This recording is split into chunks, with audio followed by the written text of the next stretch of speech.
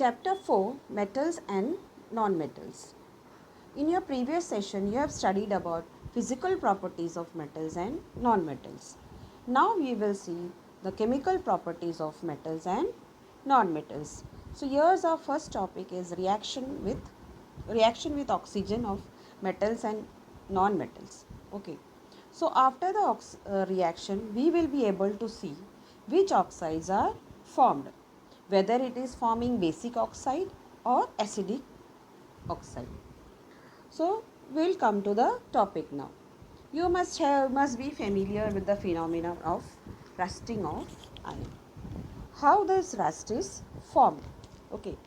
So when an iron material is exposed in the air, it comes in contact with oxygen and lots of moisture is present in the air. So the combination of oxygen and moisture forms a coating on the iron material. So this is called rust and that is brown in color. You have seen it.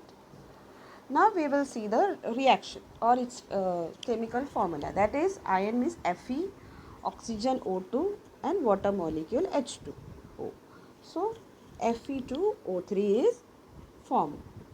That means rust is formed. Now we will come to the burning of magnesium ribbon in the air. This magnesium ribbon you can find it in the chemistry lab.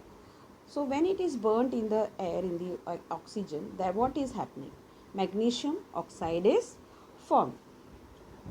Now with a small activity, we will see the nature of this, what the nature of the iron or oxygen and water.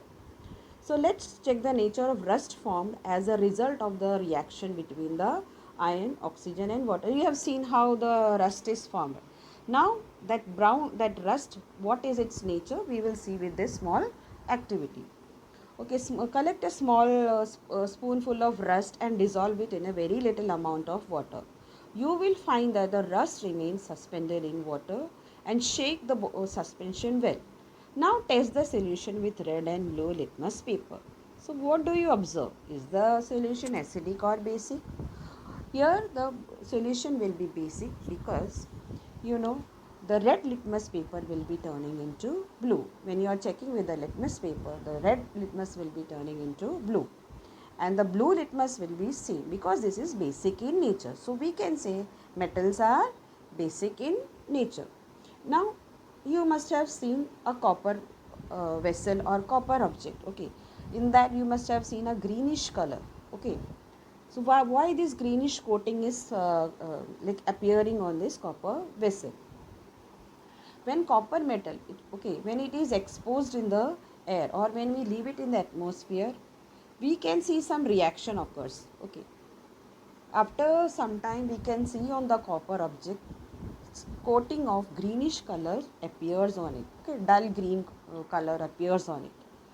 Now what is the reason behind it? You can see here when copper comes in contact with moisture air or with this thing, carbon dioxide and oxygen. Okay, what is happening here?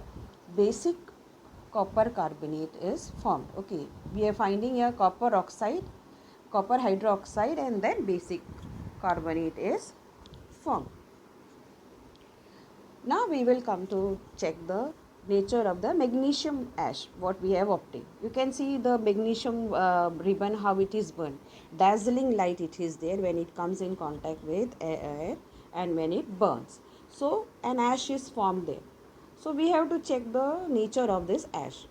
So dissolved it in the water and after that we will be checking its whether it is acidic or basic in nature. So here also red litmus turns blue. So oxides of magnesium is also basic in nature. So metallic oxide is basic in nature. We are not saying only metallic oxides are basic in nature. Now we will check the chemical properties of non-metal, okay, with the oxygen.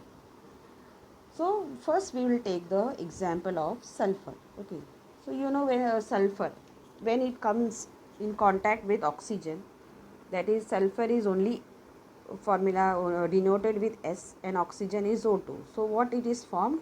Sulfur dioxide gas is formed. Okay, Now we have to check the nature, okay, of this gas. So we cannot directly check the gaseous nature of the sulfur dioxide. So gas, so we have to dissolve it in the water. Okay, gas formation we cannot check its nature, so we have to dissolve it in water. So when sulfur dioxide is dissolved in water, sulfurous sulfurous acid is formed. Okay, so the reaction can be given as follows. Like for example, sulfur dioxide is SO2. You have already seen how SO2 is formed. Okay, and when it is coming in contact with H2 or with water, sulfurous acid is formed. That is H2SO3. Now, when and if we want to check the nature of its acid, what we will see? We will see. We will going to do the litmus paper test. Okay. So what it becomes? Blue litmus turns into red. Okay, blue litmus paper into red. So generally now we will say oxides. Okay, so you have must observed in both the reaction, okay, in metals and not metals, when it is coming with in contact with oxygen, oxides are formed. Okay, metal oxides and non-metal oxides. Okay, so these non-metals are acidic in nature, and it turns blue into red litmus paper. Now with this small activity we can see this thing how it has been done. Take a small amount of powder of sulfur in a deflagrating spoon. So this is a spoon over there that we call as a deflagrating spoon. Uh, you may take a metallic cap of any bottle and wrap it a metallic around it. Okay, as soon as sulfur starts burning, introduce the spoon into the gas or gas tumbler. Cover the tumbler with a lid to ensure that gas produced does not escape. You have to see, you can see in the tumbler that deflagrating spoon is being kept, and that you can see something white smoky thing. And after, add a small quantity of water in the tumbler and quickly replace the lid. That means you do this action very quickly and shake the tumbler well and check the solution with red and blue litmus paper. So it turns blue into red litmus paper. Now we will come to check the reaction. Okay, metals and non-metals, how it is reacting with water. So first we will take sodium. Okay, so sodium here, it is a metal and it is very reactive. Okay, it reacts vigorously with oxygen and water. Vigorously means very quickly. Okay, and very with its full strength it starts burning. That is said to be vigorously. So a lot of heat is generated in the reaction.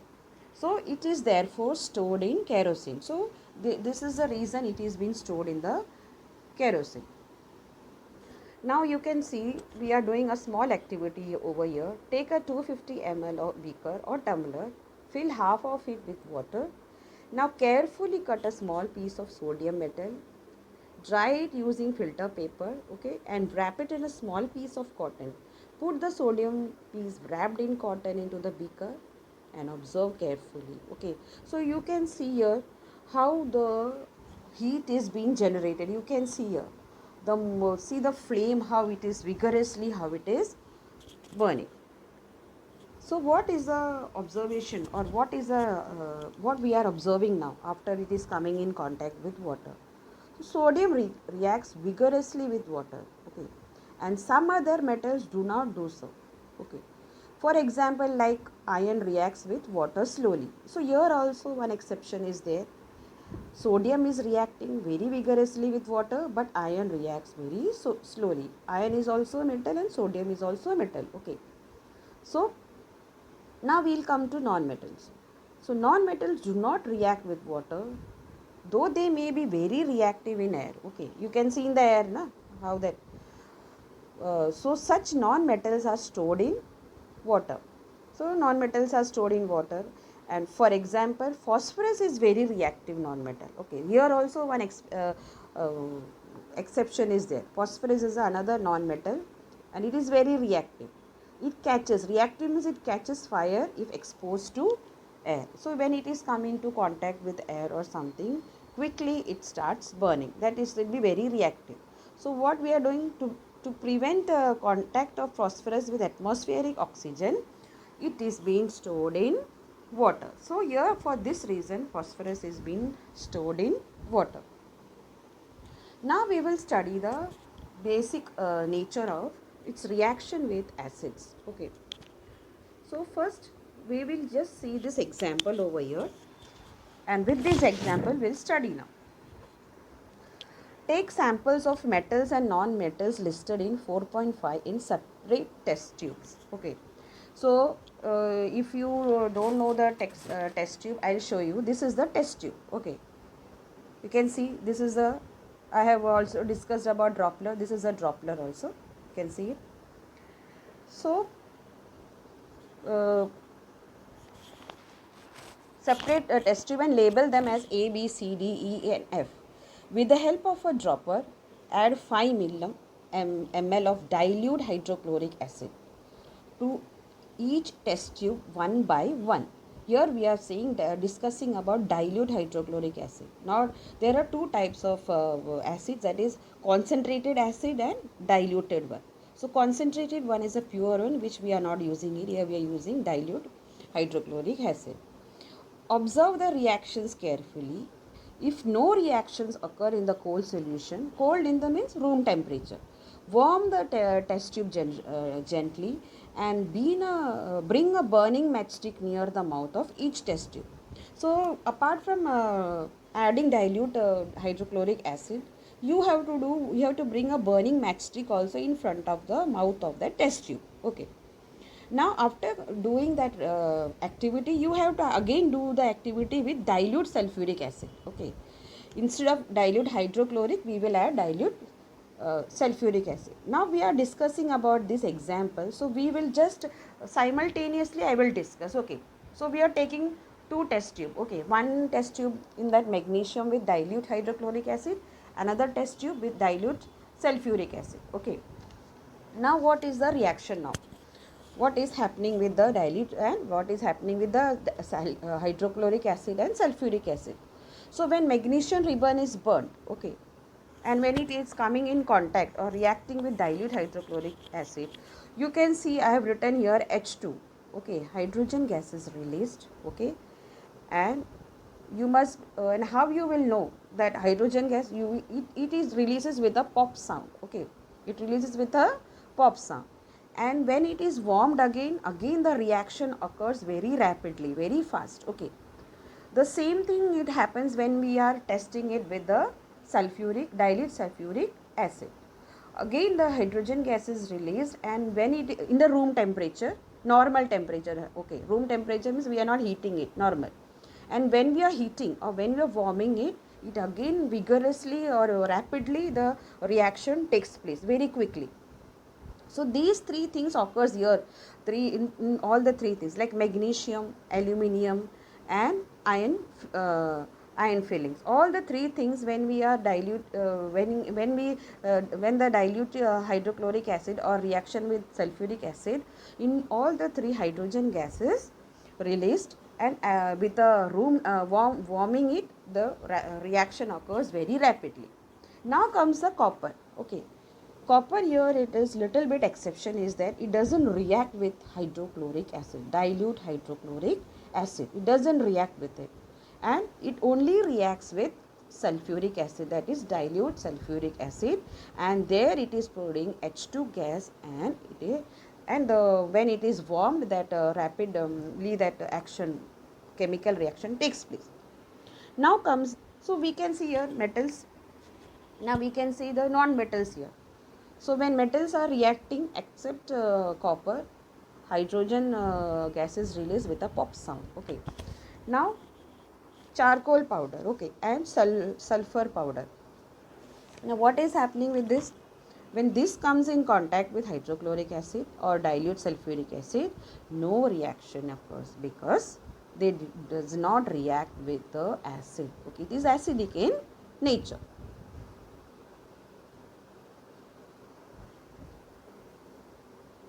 So we'll say here that So you must have found that metals generally do not react with acids, but metals reacts with acids and produce hydrogen gas that burns with a pop sound. So you must have noticed that copper does not react with dilute hydrochloric acid and even on heating, but it reacts with only sulfuric acid. In the next session, we will be studying about displacement reactions and uses of metals and non-metals.